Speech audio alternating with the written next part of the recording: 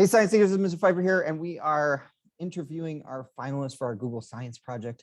Every student was tasked to find something they love and make it better with science. And one of our top 6 here is Michelle. Michelle is an 8th grader. And Michelle, I'm going to go ahead and share my screen right off the bat. And then that way we can kind of look at your study and you can talk about how you made something better with science. So why don't we start with your title slide, and you can just kind of walk me through this and explain me what you wanted to do and why.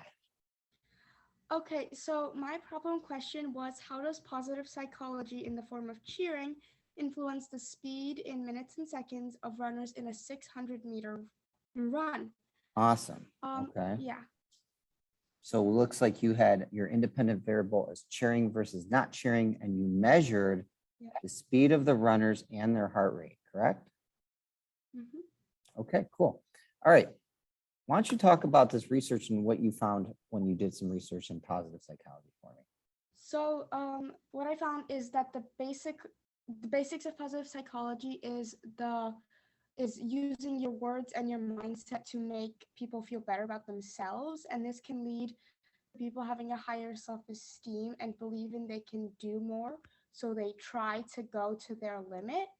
And usually positive psychology influences athletes in the form of cheering. When fans in the stages, in the bleachers, they're all cheering them on, this causes them to feel better and have a better feeling about themselves, so Okay. that they No, okay, good. All right, so that's your mind. research. So then we have our problem question you told me about already. And what did you hypothesize? What were you thinking?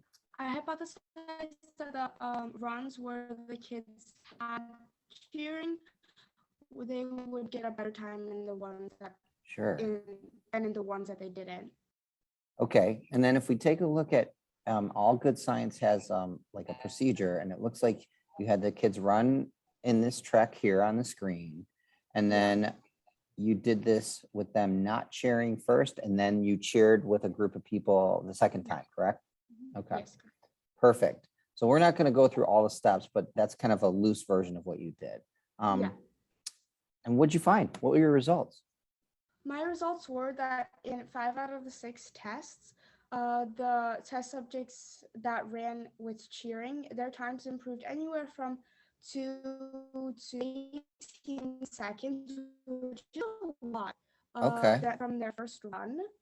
Wow. One outlier, which was a lot of external sources could have influenced that. Okay, but the majority, yeah, it looks like a lower time means faster. So very cool data. Okay. And I guess at the end of the day, it looks to me like you are correct with your conclusion. Yeah.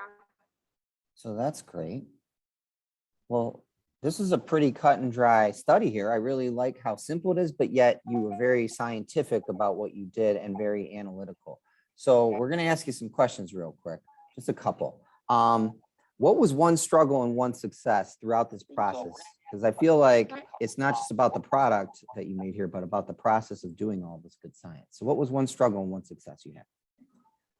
One struggle was definitely getting everyone together to have the students run because of the differences in schedules and the fact that it was during and outside of school and we had to have a set distance. But one success was definitely the amount of kids that wanted to do it and the amount of kids that wanted to cheer on their friends and classmates.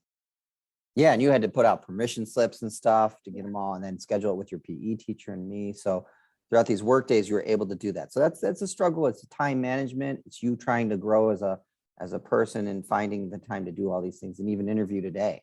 So what was a success? What did you take out of this that you could celebrate? The success is definitely the fact that I took something that I noticed within our school system and I tested it to see if it was if it was really a problem.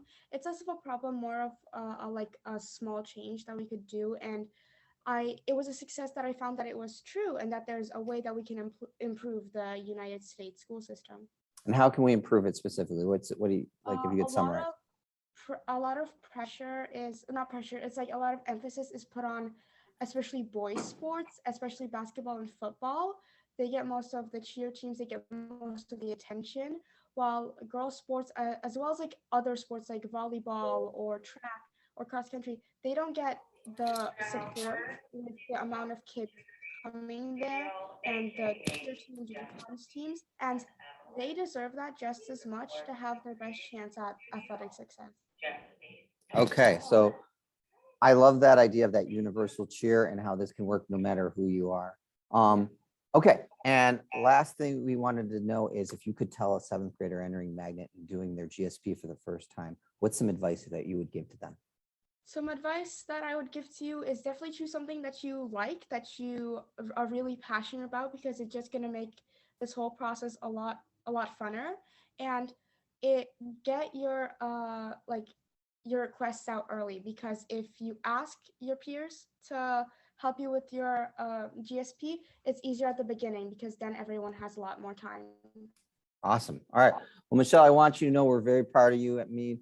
You're very Mead made with what you're doing today. And this is not easy. It's hard and you did it. So be proud of yourself and know that between the interviews and the presentations and making this website and doing the study, you have been very successful. Okay. Can't wait to see you graduate this year and good job. Thank you.